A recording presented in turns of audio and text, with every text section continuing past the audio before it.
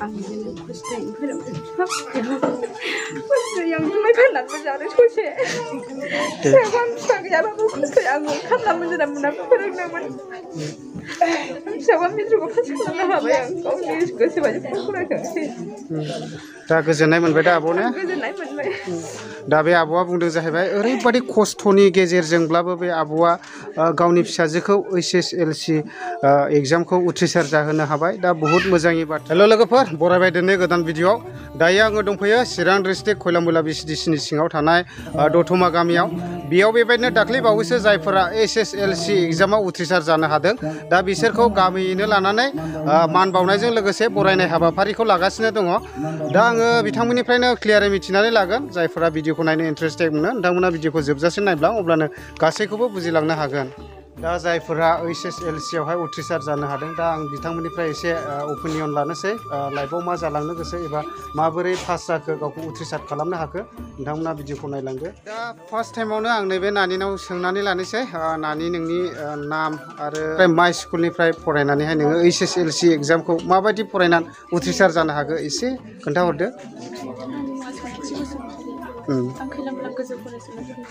आच्छा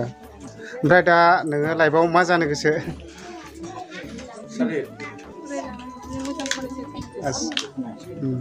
दा गोजोननाय थाबाय नानिनिसिम नाजाबाय थादो फरायनायाव बिफायाथ' गैला रुंसारि जाबाय जुवान बसुमतारिमोन बिमा रिता बसुमतारि फरायसालिनि मुं खयलामयला गोजौ फरायसालि नम्बर मोननो हादों बिथाङा गासै 290% हिसाबै मोननो हादों 48%। दा बे समाव बिथांमोनखौ गार्जेनजों लोगोसे सिगाङाव गसंबाय खावलायबाय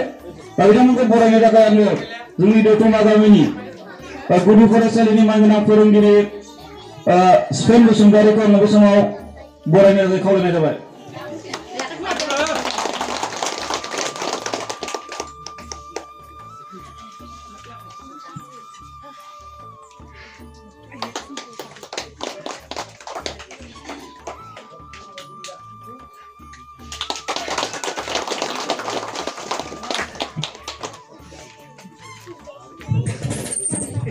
साबायखर थाबाय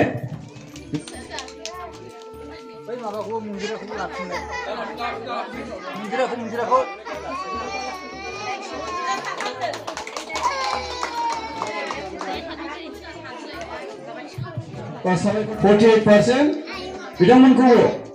गार्जेनजों लोगोसे फरायसाखौ सिगाङाव गसंनो खावलायदों आर'नाइजों लोगोसे बिथांमोननोबो 1500 रांखौ हरफानाय जागोन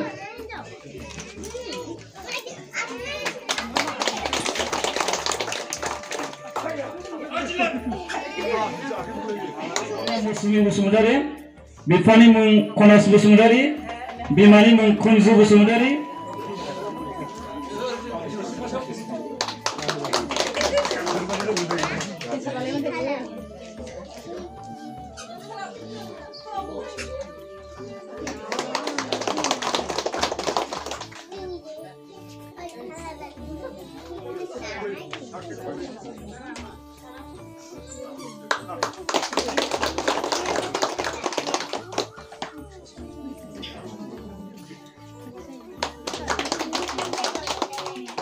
ओमफ्राय दानिया आं नैबे नानिनाव सोंनानै लानोसै नानि नोंनि नामा मा नाम ओमफ्राय फादार मादारनि नामा मा नाम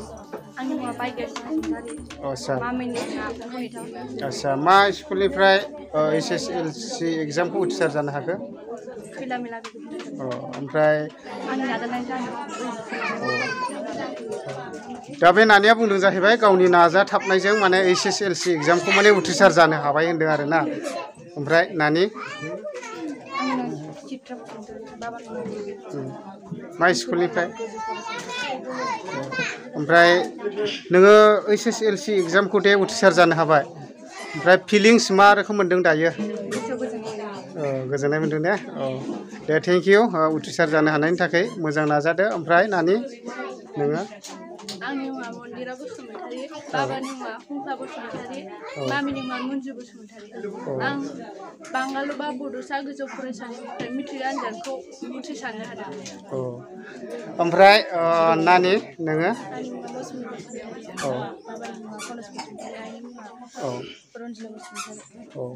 ओमफ्राय दा दे नोङो HSLC एग्जामखौ उथ्रिसार जानो हाबाय फिलिंस मा रोखोम मोनदों नोङो दा औ दा नाजाबाय थादो दा गोजोननाय थाबाय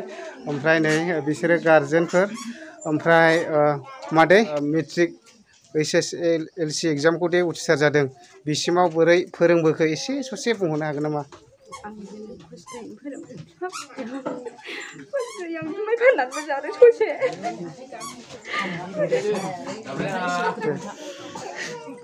फिसाखौ आं फिसा गैयाबाबो खस्थ'यै आङो खामला मुजिरा मोनाबो फोरोंदोंमोन फिसाखौ मेट्रिकआव पास खालामनो हाबाय आं गावनि गोसोबायदि फरायथोंसै दा गोजोननाय मोनबाय दा आब' ने गोजोननाय मोनबाय ओमफ्राय आब'आ मा रोखोम फोरोंबोनाय जाखो जेनेबा बिदिनो एसे जोबोर खस्थ'यै फोरोंनाय जाबाय फोरोंनो हाबाय आरो आंबो गोसोआव गोजोननाय मोनबाय मेट्रिक आनजादखौ उथ्रिनायनि थाखाय औ दा थेंकिउसै ओमफ्राय आब' आंनि मुङा सित्रा आंनि मुङा कल्पना बसुमतारी आंनि फिसाजोआ सित्रा बसुमतारी आङो एसे एनै खस्थ' खालामनानै आंनि फिसाखौ फोरोंदों आंनि फिसा मेट्रिक पास जाना आं जोबोद गोजोननाय थादों दा गोजोननाय फोरमायदों आब'आबो खस्थ'यैनो फोरोंनानै आं दा खुनुरुखुमै फिसाजोखौ एसे पास खालामनायखौ मोजां मोनबाय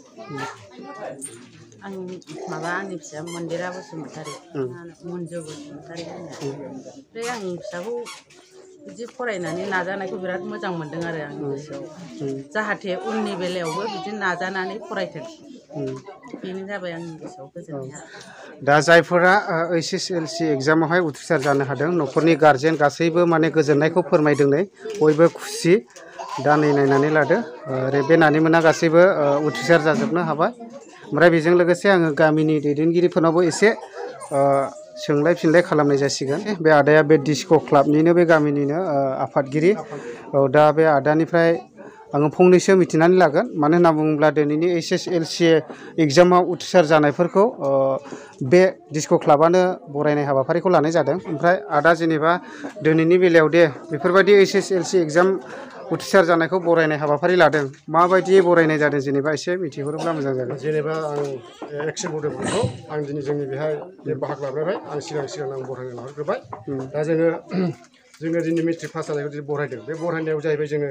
बे उननि जोलैयाव बिसिनि बे फरायनाया आरो मोजां जालांथों आरो